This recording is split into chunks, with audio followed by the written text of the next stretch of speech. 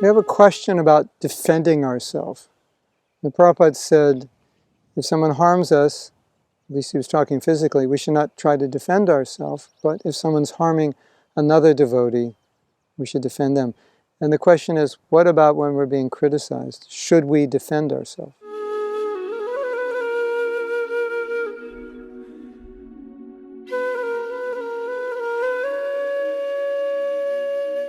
Everything a devotee does is in the service of Krishna. So he evaluates everything in terms of what would be best for the service of Krishna. Even if someone is attacking me, if I let them destroy me, that may not be the best thing in the service of Krishna. So the idea is, Krishna will protect me, Krishna will take care of me.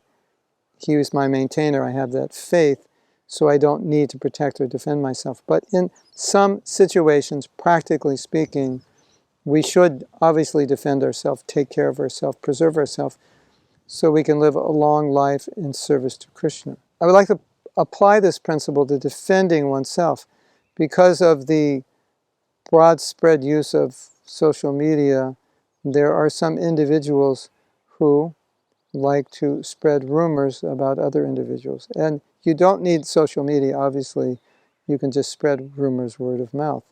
But it really gets intense when it's spread around the world, and it can be very disturbing. And naturally, one may want to defend themselves, to defend their reputation, especially if there are people who respect one, and then they lose faith in that person because of what they read on the internet. And that faith is very important for that newcomer's Krishna consciousness. So that one may think, okay, personally, I should not defend myself. I don't want, it's not, my false ego doesn't need to be defended. Let people say what they want about me. I don't feel a need to protect myself. But if it will protect others, then I should say something. And we saw that with Prabhupada, that sometimes he was attacked, and in order to establish the Siddhanta or the philosophy, Prabhupada would have to defend himself, and that they say this and that, but I did this and that because Bhaktisiddhanta set this example. I did this and that because it helped in this aspect of preaching. The result of doing this and that was this and that. Today, I was listening to a talk, and they were reading this quote from Prabhupada, and he said that sannyasis have never done marriage ceremonies, and I did that. It was something that he decided to do. Sannyasis don't even cook, they don't touch fire.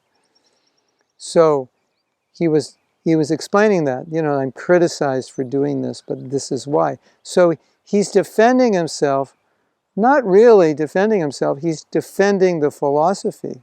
He's defending the practices which are established as foundational for the preaching work for the next 10,000 years or however long the preaching Gaudiya Vaishnavas are going to be preaching. And so he's just establishing that for the service of Krishna. So it's not about himself. The devotee doesn't need to defend his own ego. He actually shouldn't. It would be wrong, Just say, just take it humbly. But if he feels that it's going to be detrimental for the faith of those who trust him, and that thus those people would have difficulty, or in some way it would be detrimental for the preaching, then he might consider, I should try to explain this or defend myself. And that actually has happened to me, where I've had to defend myself because people believed some lies about me, but it was impeding their spiritual life, because formerly they had faith in me and they were doubting me, and that was like a scar on their devotional creeper. So then to them, I had to explain, or to the general public, I had to explain that what this person is saying is untrue. This is not what I've done. This is not what I've said. This is not how I think.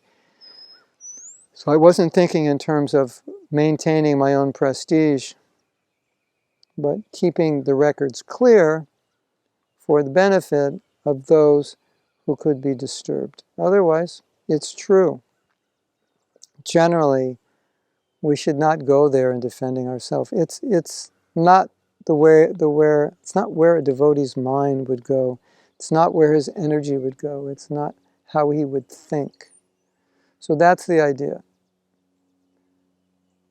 You know, every time you want to get back at somebody, it means now your mind and your energy is going there. And unless there's some redeeming value, we have to ask ourselves, is this just my aggression? Is it just that I'm upset and I need to retaliate because I'm being influenced by the modes of nature? Or is there some redeeming value, some benefit in doing this other than upgrading my prestige, or other than preventing myself from being and somewhat looked down upon? Now, if someone were more advanced, they might think, well, it's actually good people have said this. I'm so proud, and now everyone will just think I'm such a bad person, and so I'm being humbled. And someone might think that way, and that wouldn't be wrong.